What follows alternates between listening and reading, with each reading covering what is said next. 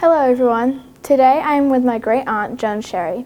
She is a retired dance studio owner, dance program director at Burncoat Middle and High School in Worcester, Massachusetts, and a former Rockette.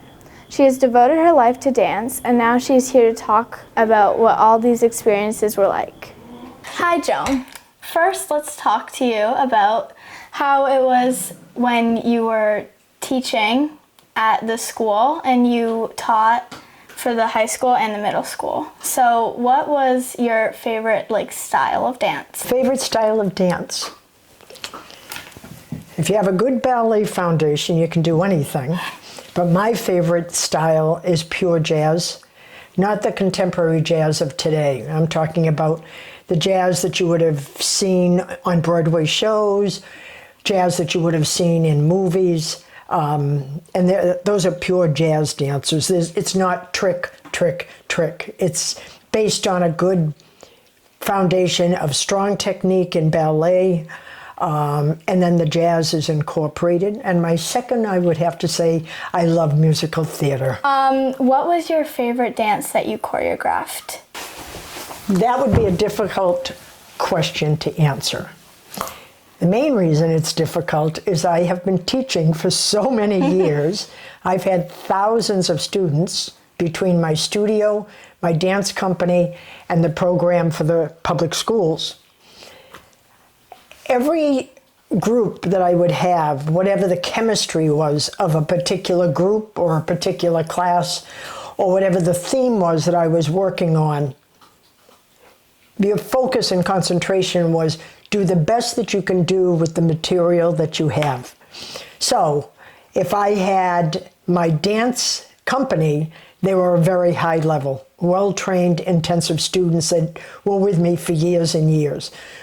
So some of their pieces were just mesmerizing by the time you finished because they gave so much to it.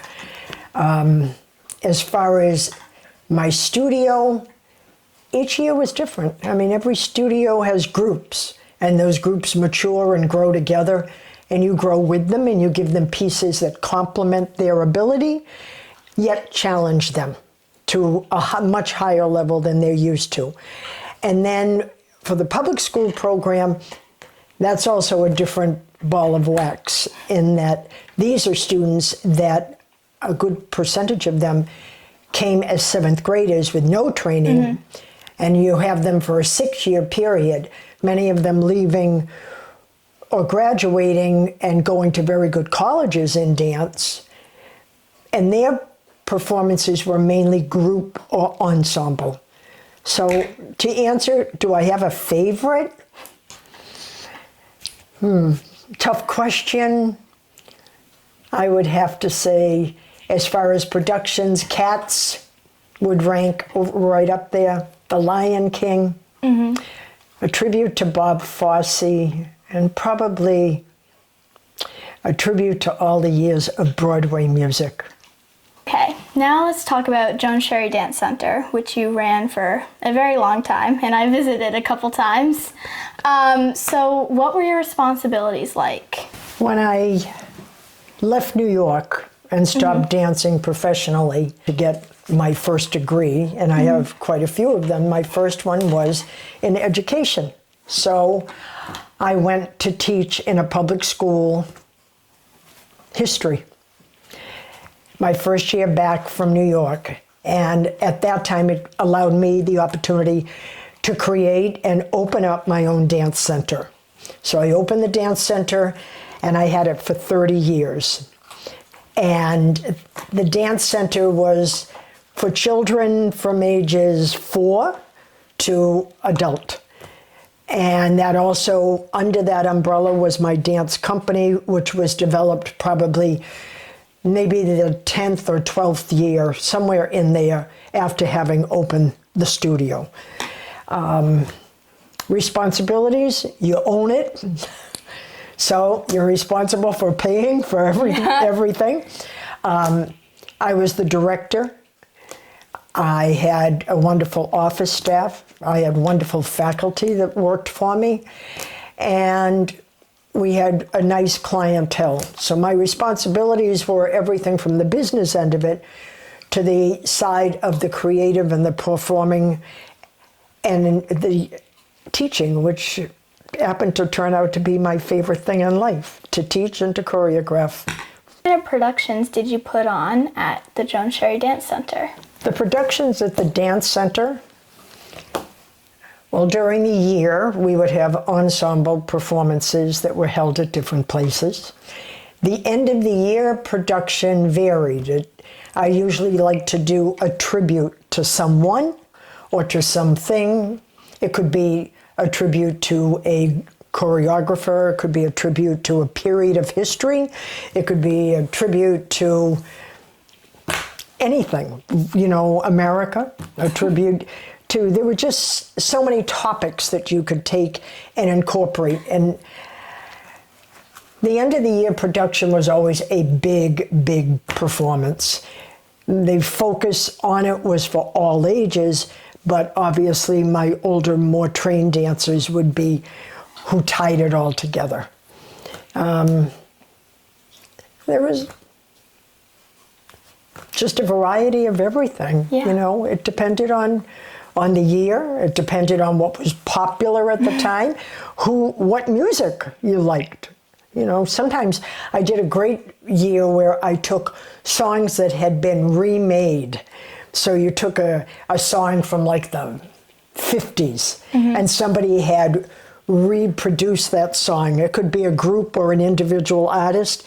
So you would have, I hired people and we started with the older version and then incorporated the newer version and then blended the two together at the end. That's so cool. So that was really a challenging year and a fun year. Everybody really got into that. Okay. Now let's talk about your experience as a Rockette. What was the audition process like? Now you're going way back in time. So I trained, most of my training was done in New York City. And I was trained with some very well-known teachers that really pushed me right to the max on all styles of dance. So I was 15, and one particular person was taking a touring group throughout Canada for the summer. Spoke to my mother about that she would like me to join the group for the summer. So my mother mentioned it to me in front of the teacher, and I said, I can't do that, I'm going to audition at Radio City. And the teacher just said, well, that's great, you know, but you're 15. I don't, you know, you're using it as a practice. And I said, I understand that. So I have to focus on that right now. I can't focus on going to Canada for the summer. So I think I was just very naive. So I went to the audition, and there were so many people. And it was a huge room, and the first thing that they did is they measure your height, because if you're not a certain height, they just tell you, don't waste our time. Yeah. So the audition went very well. It went on a very long time. I was getting tired and hungry, I remember that. And at the end, they thanked everyone for coming, and we're not talking 10 people, we're in the hundreds. So they thanked everyone, and then they said to please sit down, and they would be, Russell Marcourt was the head of the Rockettes. He founded them. So he spoke to each girl individually, starting with the letter A. My last name starts with S. So I waited a very long time, and it was the month of May. My birthday was in April, so now I was 16. So and he sat me down and he said, you had a very good audition. And I said, thank you. I figured he says that to everybody. And he said, where do you live? And I told him I came from Massachusetts. And he said, well, then you won't have any trouble moving to New York then in another month. And I said to him, really? And he said, congratulations, young lady. And I was the youngest Rockette that they had. I turned 16 years of age my first year there. And Wow. that's when I started. I went home. My mother and sister were waiting for me when I got out of the audition. I was bawling my eyes out and opened the elevator, and my mother and sister tried to console me. This was just a try. You're 16 years old. You've got your future ahead of you, da da da da da. And I tried to talk to tell them I made it. I made it. And my mother went, "You what?" It was like, this isn't happening. But my parents were both very, very happy about it. My parents had a lot of trust and faith in both. There was just my sister and myself, and they had trust and faith in whatever we did. So I moved to New York 3 or 4 weeks later to begin my time with Radio City. And I was there for 4 years, and I loved it. What was it like being a Rockette? And like, what was the training, and like, how did you prepare for shows every night? Okay, we're going to go back to the period when I was at the Rockettes. Mr. Mark Hurt was, there were 42 Rockettes.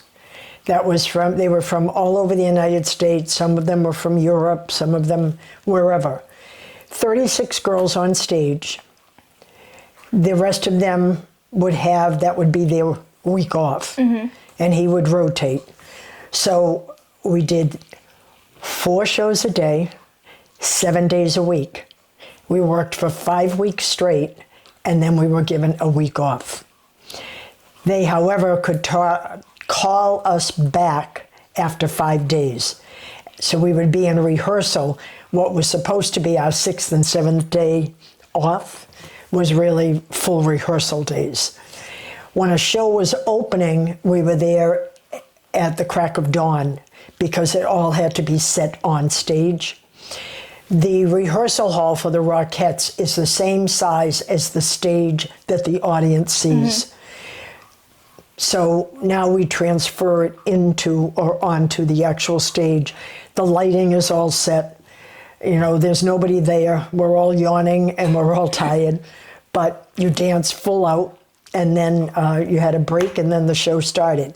But between shows, what we did was up to us. So I continued my training. I was with a wonderful jazz teacher that became a great mentor to me and helped me through, you know, keeping my feet well planted. There's a lot of temptation in that kind of business.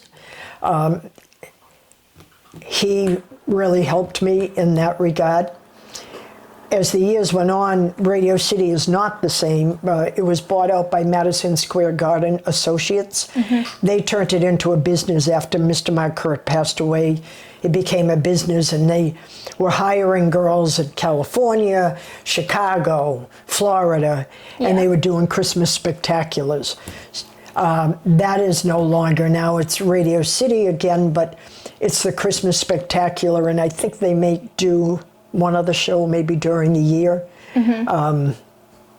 So it's not what it used to be. It's a different kind of business now. But when I was there, you were focused, you did what you had to do, and you worked all day. You got out of work at maybe 10:30 at night. Wow. And, you know, you walked home or you took the subway, wherever you were going, and then you had to be back to work an hour and a half before the first show in the morning. So wow, and you did that for 4 years. Yes, and it was, you know, it was grueling, but not grueling. Yeah. Because I was doing what I loved. Yeah. And also I was working with such a great group of girls, and nice camaraderie, lots of fun, you know, between shows. And when I was at the studio in between training, I met a lot of people that really gave me a lot of insight into the business end of it.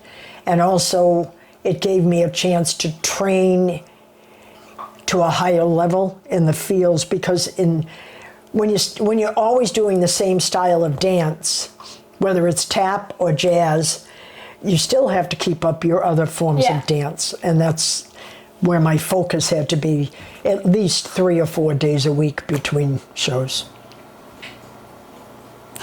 That's it. Thank you very much for your time today, Joan, and it was lovely talking to you. Today we learned about what it was like to run a dance program and a studio at the same time, as well as the inside secrets of the audition process for becoming a Rockette and what it is like to be one. If you want to hear more of Joan's story, her former student made a documentary about her life as a dance teacher and what she did to inspire her students not only as dancers, but also as people. This movie is available on Prime Video. Thank you for watching.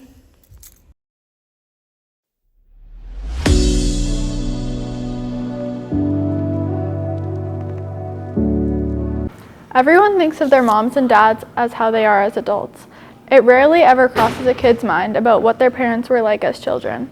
Today I'm here with my mom and I'm going to be asking her questions about her childhood. Let's get into it. So Mom, how's it going? Thanks for interviewing me. I'm great. So let's get started, shall we? So you grew up in Wilmington. What was that like? It was fun. Wilmington was great. It's a quiet little suburb north of Boston. It was a pretty typical neighborhood with lots of kids. We would all ride bikes. We'd walk to school or ride our bikes to school in elementary school. It was very safe. Lots of after dinner outside playing. So it was fun. And in the summers we would go to Wellfleet, which was fantastic. It's a beautiful town just further down east from here. And we had a whole compound of family, probably three houses, all within about less than a quarter of a mile of each other. So we spent the days with my cousins and my brothers. Great. Was it hard for you to leave your hometown every summer to go to Wellfleet?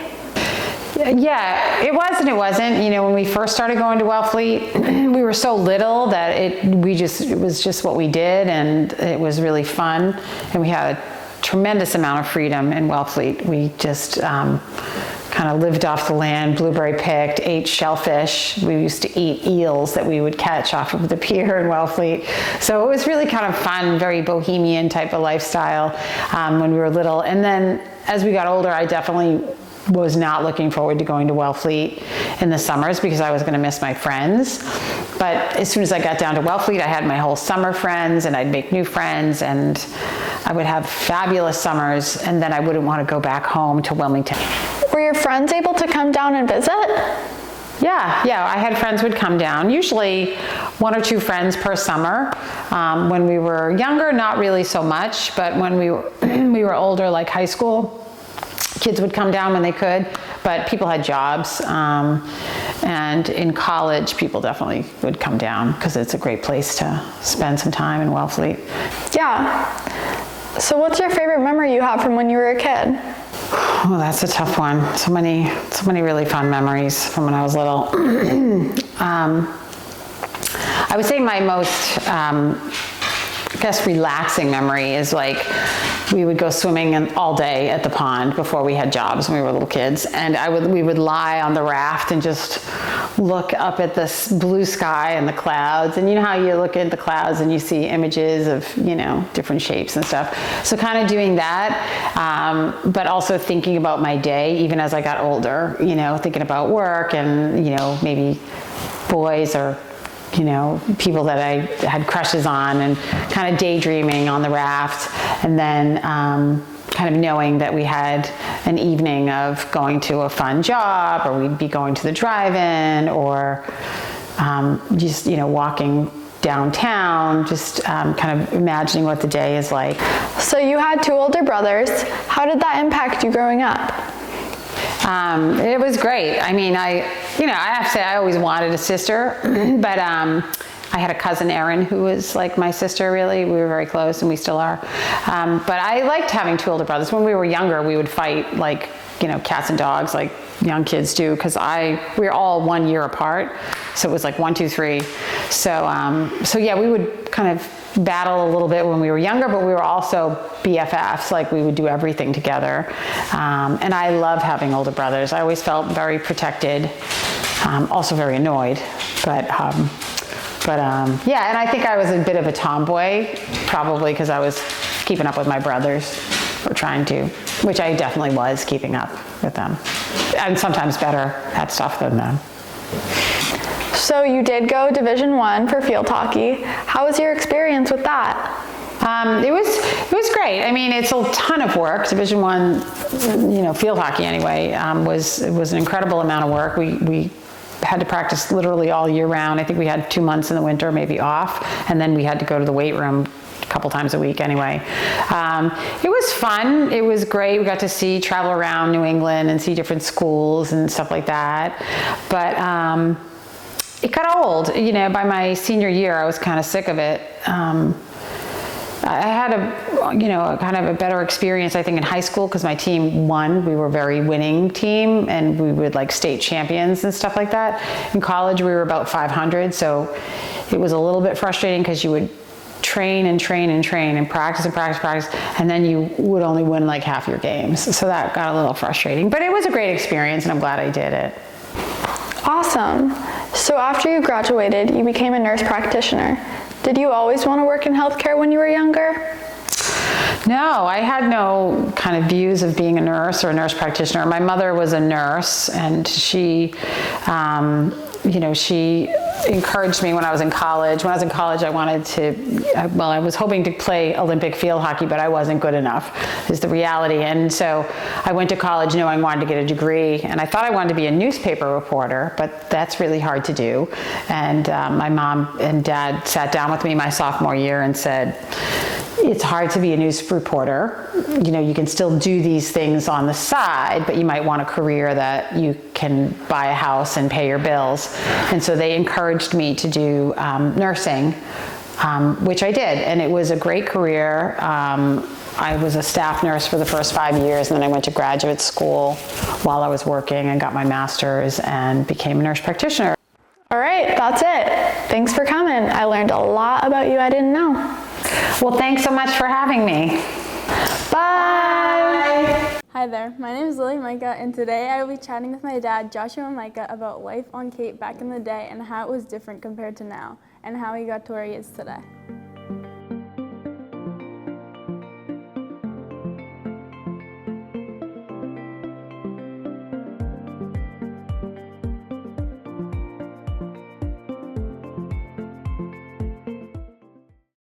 Hi Dad, thanks for being here today. How are you? I'm doing great. Thanks for asking. Great. So start by telling me a little bit about yourself. Where did you grow up? I grew up here on Cape Cod. I've been here for 49 years of my life. I grew up with an older sister and my mother and father. We grew up in Yarmouthport, near Peterson's Market and Bray Farm. Our neighborhood was filled with kids, so there was no problem of going out to play or to go do something. There was plenty of people to be around. Okay, so what are a few of your favorite memories from growing up on Cape? Some of my favorite memories growing up. Hanging out with neighborhood friends, riding dirt bikes, bicycles, skateboarding around town, and the best part was when we grew up and had bicycles, we would go to the beach and ride all over town, really, with a bunch of my friends and just have fun. So how different was the Cape back then compared to now? The difference between growing up now and then, I would say maybe population. There's a lot more people on the Cape. There's a lot more construction that happened through the years. And I would say that changed the Cape a little bit. Is there anything you particularly miss? The quietness in the summertime. I would say that would be in the summertime, it's a little crazy now. It was never like that growing up. I know you went to Mattakey as a DY for most of your schooling, but then switched to tech. What made you switch to a technical school? So I went to ME Small for 1 through 5, and then I went to the Mattakey's Middle School for 6 through 8, And then once 8th grade was over with, I decided to go to the Howard Cape Cod Regional Tech for masonry. At the time, I wanted to work with my hands, and I felt like that was a good thing to get into because you work with your hands constantly. And I thoroughly did enjoy it. I just never really got into it. I happened to be working at a golf course behind my home and ended up working there for 19 years of my life.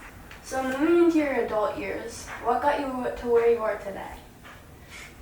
So after going to Cape Cod Tech, I graduated and was working at a golf course at the time and got on full time and just worked there for 19 years of my life. And then I met your mother in my mid-20s. And I worked there for 19 years, and a job came up at the Dennis Water District, and that's kind of what began in the water world that I'm in now. Something I characterize you as is hardworking. What do you think made you that way? So the hardworking part I definitely got from my mother and father. My mother worked nights when we were really young, and my father worked during the day, so he would come home from his work and then take care of us. My mother would go to work all night, and my father actually, for the most part, worked 7 days a week for 39 years.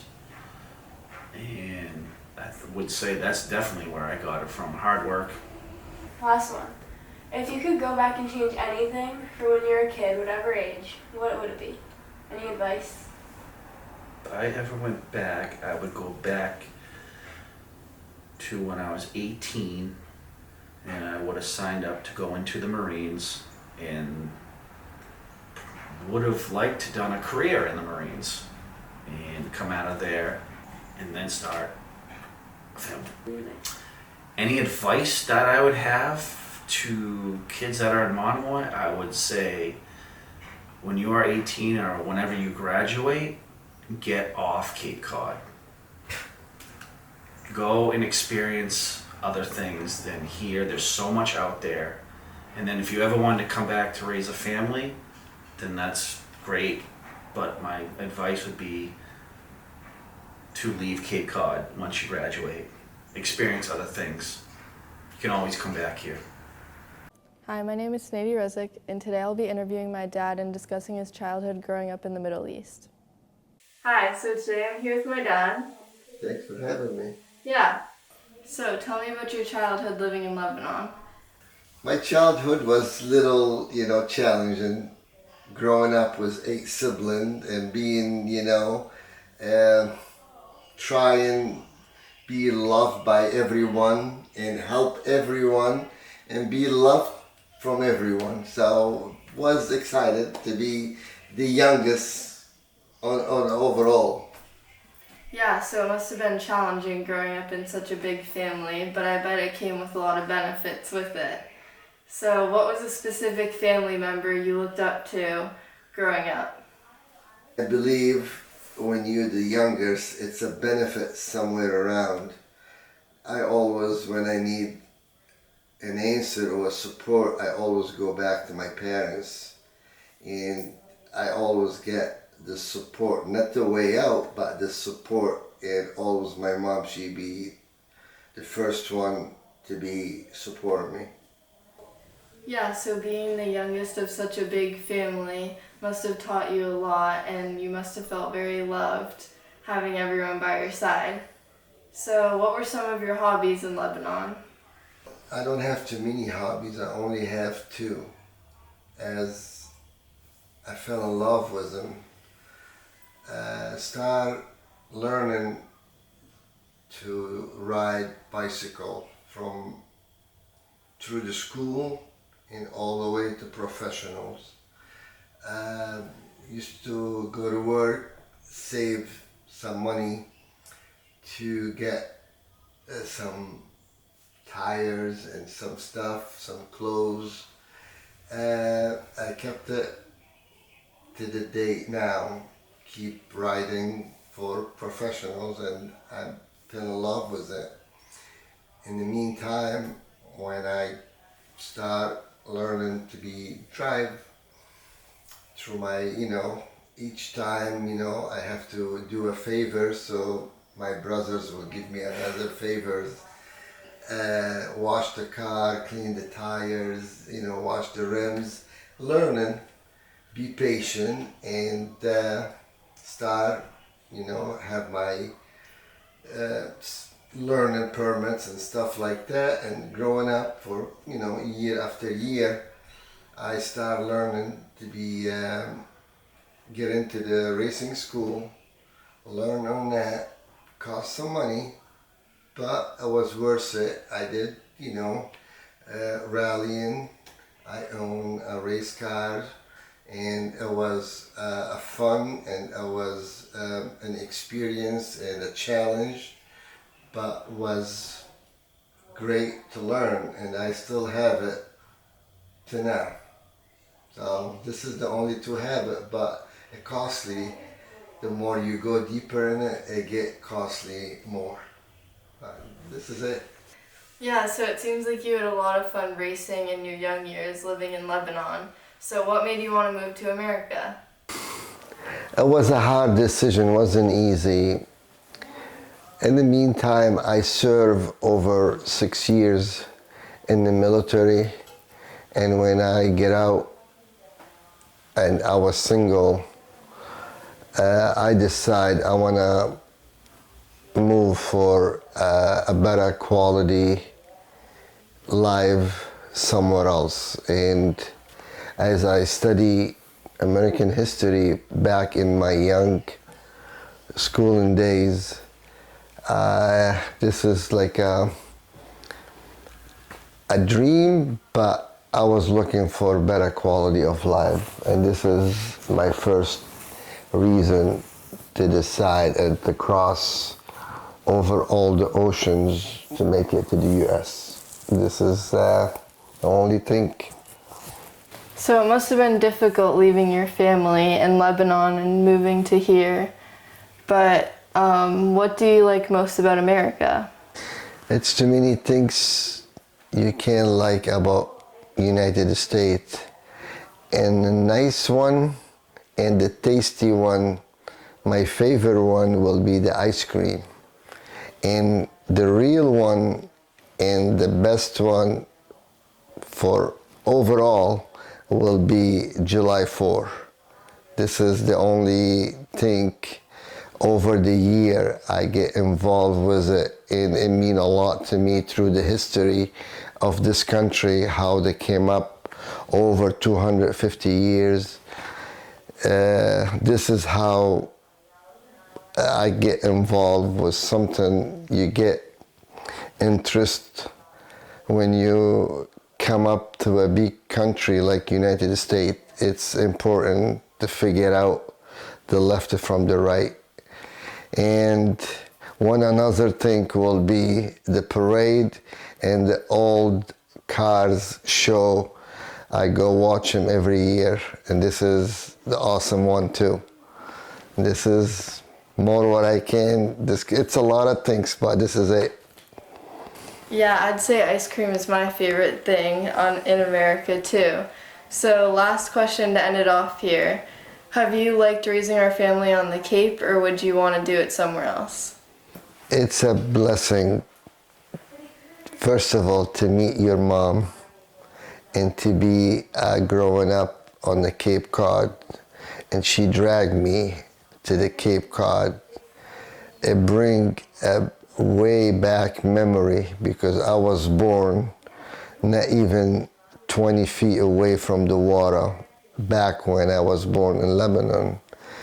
In the Cape, it's like first and second home for me was the memory. And growing up two beautiful children over here, it make a lot to me. Going fishing, smell the water, salty water, walk, enjoy all the 4 seasons pretty much. Fall, summer, spring, winter, little snow. I mean, I'm not a favor of the snow, but I can deal with it. It's beautiful. Cape Cod, it's my pretty much gonna be first and last in my living life. Hi, I'm Lauren Gabri, and today I'll be interviewing my 9th grade geometry teacher, Mr. Bowman. We will learn more about Mr. Bowman, how he got into becoming a math teacher, as well as what he likes to do in his free time.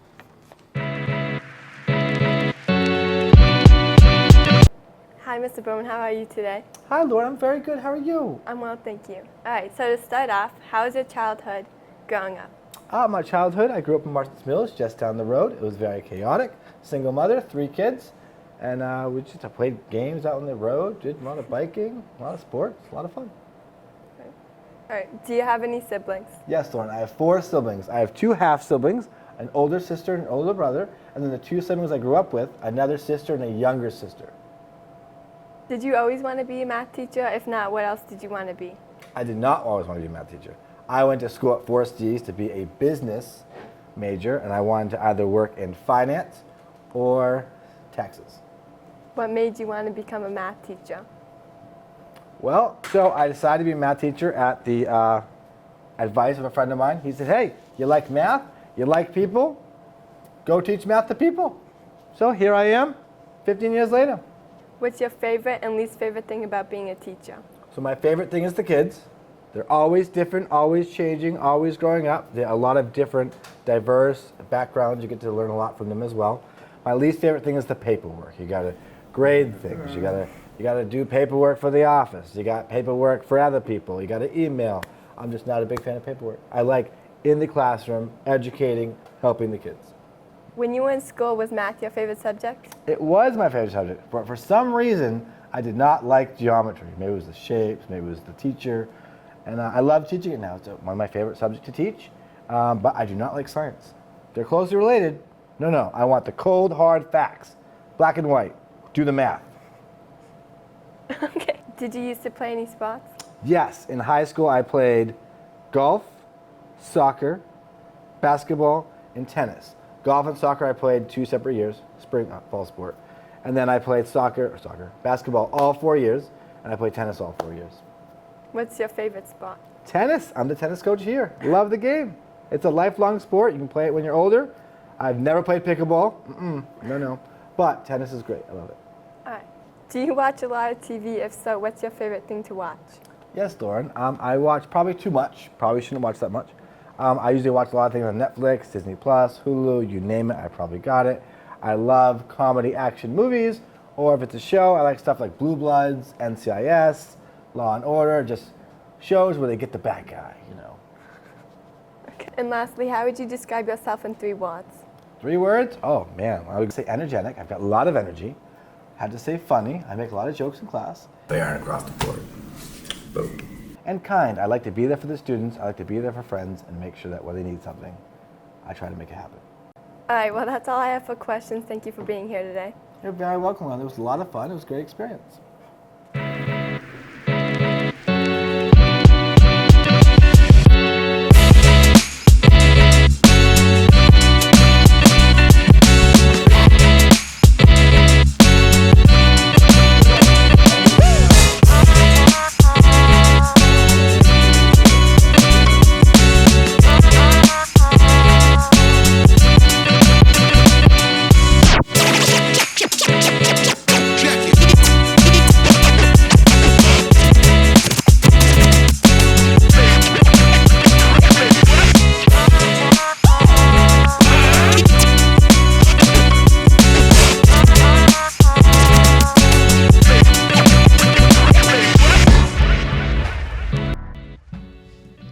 Mr. Bowman is a really nice teacher who always tries to make learning fun. I really enjoyed interviewing him today and I learned a lot. It's nice to learn more about those around you and their stories. I really hope you enjoyed this interview as much as I did. Thank you for watching.